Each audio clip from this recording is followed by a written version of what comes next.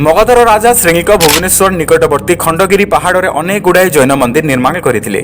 मंदिर मध्य से जैन धर्मर प्रथम तीर्थंकर ऋषभनाथ स्वर्ण मूर्ति स्थापन करते।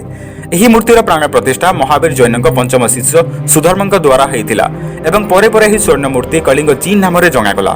प्रथम बीसी महामेघ बाहान सम्राट खारवेल समय कलिंग मगधर अलगा होता। खारवेल पूर्व कलिंग को अनेक मगधर राजा शासन करने सह आक्रमण करते। शासनर द्वादश वर्ष में खारवेल उत्तर पथ बा नॉर्थ वेस्ट इंडिया आड़ को विशाल सैन्य बाहिनी सह अग्रगति करते।